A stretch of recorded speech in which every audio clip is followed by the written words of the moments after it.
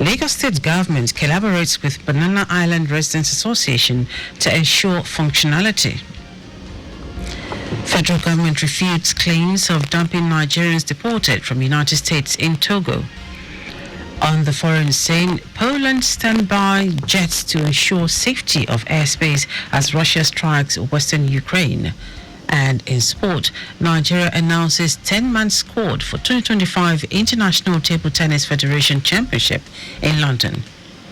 Now the details. I am Dele Agadumo.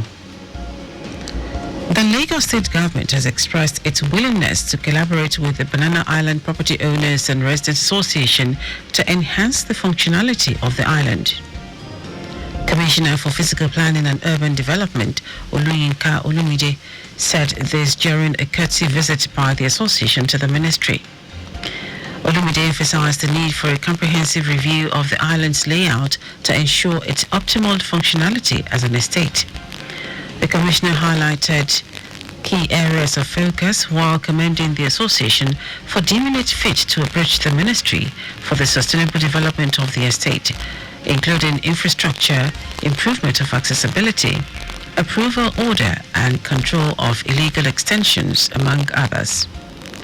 Also, Permanent Secretary, Office of Physical Planning, Oluwole Shotere, described the move as a positive development for the Lagos State Government and the association to collaborate to reclaim the vision of the estate.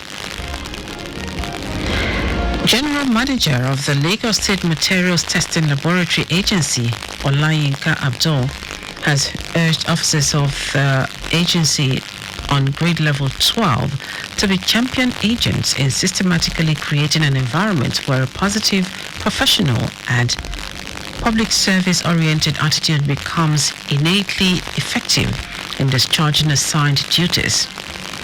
Abdul said this during the opening of a two-day training at the Public Works Hall with the theme Training Champions on Work Ethics and Attitudinal Change. She stated that fostering attitudinal change in senior officers on grade level 12 was crucial because they are the engine room of agency in displaying attitudes that not only impact their own work but also affect the culture and performance of their entire team. Abdul said the training for officers is aimed at teaching them how to imbibe the culture of absolute professionalism and a service-oriented attitude in building crucial public trust.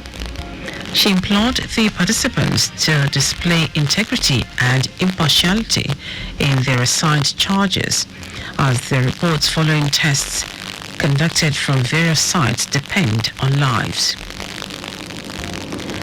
The Lagos State Agricultural Input Supply Authority, LASA, has successfully trained over 500 farmers and fishermen in the Ikorodu division in a move aimed at enhancing food security and improving local production. Commissioner for Agriculture and Food Systems, Abisola Olusoya, in her keynote address at the event, underscored the broader significance of the initiative. The Commissioner, who was represented by Director of Agribusiness, Ministry of Agriculture and Food Systems, Aramide Gonzalo, reinforced the government's commitment to local producers. She stressed that food security is not merely an agricultural concern, but is linked to economic stability, public health, and urban resilience. The intensive one-day session focused on equipping participants with innovative farming and fishing techniques tailored to their specific needs. And now to the rest of the stories. The federal government has refuted claims that Nigerians deported from the United States were left stranded after being reportedly dumped in Togo by the Ghanaian authorities, insisting that the returnees are undergoing due profiling procedures.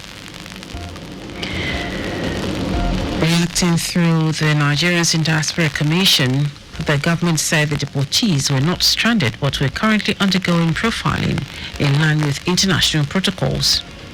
NIDCOM's Director of Media, Public Relations and Protocols, Abdurrahman Balogun, said this in an interview.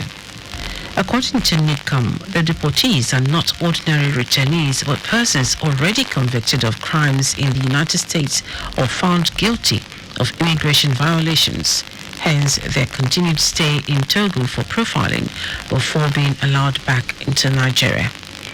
The NIDCOM spokesman said the U.S. had earlier revealed its plans to deport thousands of Nigerians, some of whom, he said, are already in detention camps awaiting repatriation.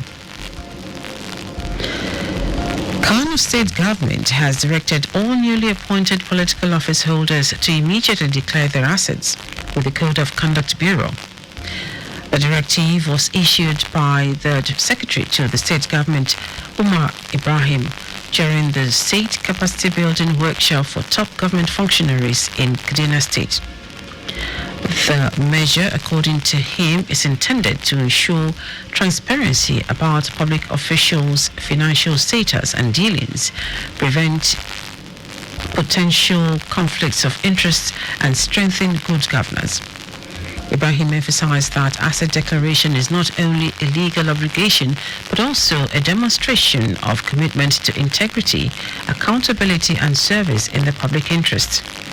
He noted that Governor Abba Yusuf remains steadfast in his commitment to entrench good governance and hold public officials to the highest standards of transparency and accountability.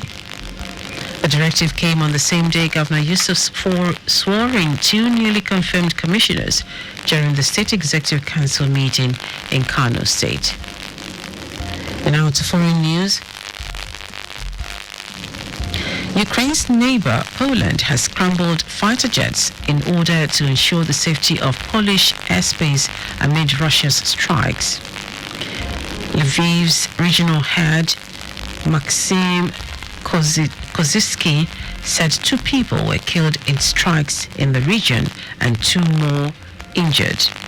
Russia again targeted Ukraine's power plants, and one was struck in an overnight attack on Zaporizhia, where the mayor, Andriy Sadovy, said 1 person died and more than 73,000 people were without electricity.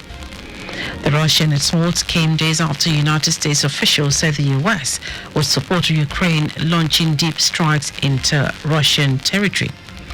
Lviv's mayor, Andriy Sadovy, said part of the city from the border with Poland had no power, stating that the city's air defense systems were engaged heavily in repelling first a drone and then a Russian missile attack. Russian forces have occupied most of Ukraine's eastern Donbas region, including Luhansk and Donetsk, since the start of its full-scale invasion of Ukraine in 2022. Now, sport. Nigeria Table Tennis Federation (NTTF) has announced a 10-man squad for the 2025 International Table Tennis Federation (ITTF) African Championships in Tunis, Tunisia. The tournament will serve as the qualifier for the 2026 ITTF World Team Championships in London, United Kingdom, a landmark edition marking the centenary of the World Championships, returning to the city where it all kicked off in 1926. This year's ITTF Championship is scheduled to take place from October 12 to 19. For the men, Nigeria will parade Africa's top-ranked player, Quadri Aruno. 2019 African Games gold medalist Olajide Omotayo, 2-time West African champion Matthew Kuti, Taiwo Mati, and rising talent Abdulbasit Abdulfatai. The women's team features promising young players such as Favor Ojo, Aishat Rabiu, Kabirat Ayola, and Shukurat Ayila Bego, while veteran Ajoke Ojomu will lead the squad as captain in Tunis. In the men's division, Nigeria and Egypt lead a competitive field that includes Tunisia, Algeria, Cote d'Ivoire, Madagascar, Uganda, Ethiopia, South Africa, Angola, Cameroon, Congo-Brazzaville, Benin Republic, Democratic Republic of Congo, and Morocco.